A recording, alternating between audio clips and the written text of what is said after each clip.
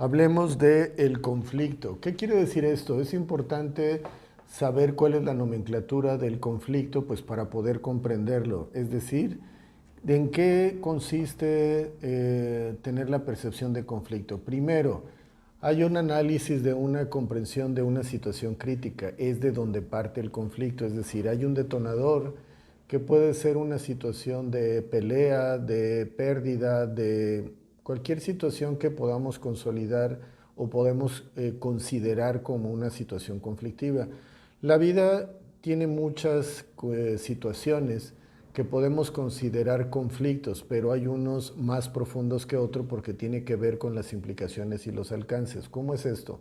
Vamos a suponer que puedes considerar que estás en un estado de conflicto porque vas a llegar tarde a una reunión y hay mucho tráfico.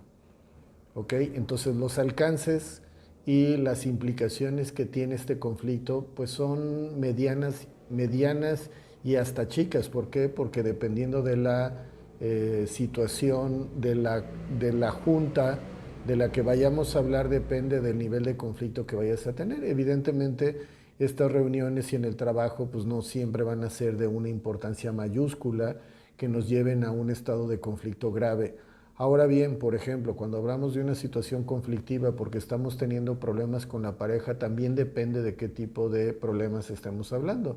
Hay algunas parejas que discuten exclusivamente por cosas superficiales, porque cómo acomodaron la pasta de dientes, si dejaron la leche fuera del refrigerador, si le dieron de comer al perro, etcétera. Lo importante es que el conflicto es entender que hay una situación crítica que nos lleva a estar en conflicto. Entonces, ¿qué sucede? El conflicto, evidentemente, para que podamos brincarlo, podamos salir del estado de conflicto, tenemos que analizar la situación y los alcances. Una vez que sabemos cuál es la situación y los alcances, entonces podemos decidir cuáles son los intereses que se pueden trastocar. ¿Qué quiere decir esto?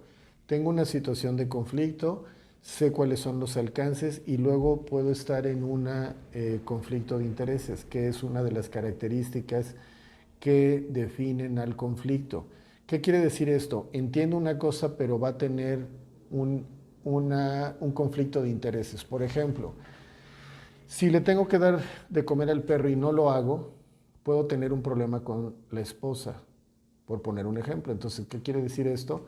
Entro en conflicto de intereses. Sí voy a beneficiarme, pero puede ser que esa situación no necesariamente me genere una cosa positiva. Entonces, los conflictos están relacionados con conflictos de intereses. Pueden aparecer, no es privativo, ni es exclusivo, ni es tampoco primordial que entendamos que tiene que haber un conflicto de intereses, pero para que un conflicto prevalezca o permanezca por más tiempo tiene que haber un elemento de conflicto de intereses. Cuando no se resuelve un conflicto es porque hay conflicto de intereses, valga la redundancia. Y después, el estado de conflicto es cuando tomo la decisión, es decir, aparece y se mezcla la situación de conflicto con la postergación. Cuando estamos en estado de conflicto perpetuo, hay una diferencia, digamos, de alineación o de asertividad, porque hay una diferencia entre lo que pienso, siento, digo y hago. Esa incongruencia o esa, digamos, posición nos lleva al estado de conflicto. Si hay una diferencia entre lo que piensas, sientes, dices y haces, estamos en estado de incongruencia. Y ese estado de incongruencia habitualmente nos puede, digamos, marcar la pauta de que estamos en una situación de conflicto. Después viene la toma de decisiones. Después voy a enumerar cada uno para hacer una recopilación. La toma de decisiones a veces nos cuesta trabajo. ¿Por qué? Porque implica que haya consecuencias. Entonces, la toma de decisiones genera consecuencias cuando se hace de forma apropiada. Si tomas decisiones pero no sucede nada y no hay consecuencias, el estado de conflicto no desaparece. La intención de identificar el estado de conflicto es precisamente para entender su nomenclatura, cómo se forma y cómo se puede entender para administrar, para posteriormente resolver. Ahora también en el estado de conflicto debería por lo menos aparecer un tiempo límite. los norteamericanos dicen el deadline en inglés, o sea, es decir, un punto límite o una fecha límite para que esto ocurra. ¿Por qué? Porque el estado de conflicto puede estar ahí por mucho tiempo, entonces lo importante es definir cuánto tiempo queremos estar en el estado de conflicto. Evidentemente, cuando somos dados a postergar o a poner para otro día y demás, el estado de conflicto se puede convertir en un hábito. Hay personas que permanecen en estado de conflicto durante mucho tiempo. ¿Por qué? Pues porque no se dan a la tarea de resolver. Hay gente que ya entendió el análisis, ya vio los alcances de la situación conflictiva, ya se dio cuenta el conflicto de intereses que puede tener, pero en la toma de decisiones es donde se atora. Hay muchas personas que pueden identificar cuáles son los conflictos que están experimentando en su vida, pero no toman decisiones. ¿Por qué? Porque se cree o se tiene la idea de que al estar flotando se van a resolver de forma mágica. Eso habitualmente no sucede. Y no me refiero específicamente a de forma mágica. Me refiero a que lo dejan a la suerte o al azar o a que las situaciones se vayan desdoblando de diferente manera. El tiempo límite es fundamental porque si no queremos estar en estado de conflicto, nos tenemos que dar a la tarea de poner un tiempo límite. Cuando te das a la tarea de habitualmente, como un hábito, es a lo que me refiero, de no tener conflictos, tu vida se vuelve mucho más ligera.